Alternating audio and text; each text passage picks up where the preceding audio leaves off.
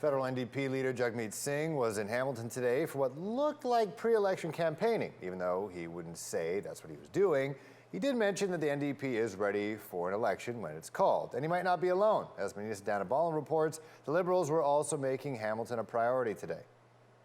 For federal NDP leader Jagmeet Singh, good jobs are important. The first step of our plan is to make sure those workers have the help they need, that there is universal pharmacare and dental care included in our healthcare system, so those workers don't have to worry about getting benefits, and legislated paid sick leave for workers, so no one has to make the impossible choice of going into work sick. And he says one of the ways to create more jobs is increasing the number of Canadian-made products. We need to be able to produce protective equipment in Canada. We should be producing vaccines and critical drugs here in Canada. So our plan is to also manufacture in Canada to support the infrastructure and the other investments we're going to make. Meanwhile, Canada's Procurement Minister Anita Anand was touring St. Joseph's Vaccine Clinic in Hamilton and speaking proudly about the rise in production of personal protective equipment in this country. We procured 2.7 billion articles of PPE overall.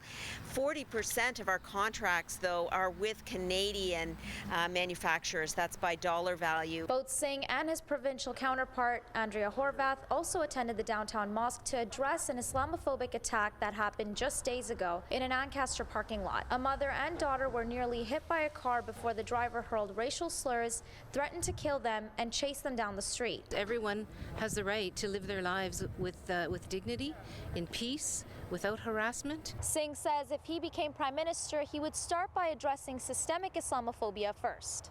The CRA investigates charities.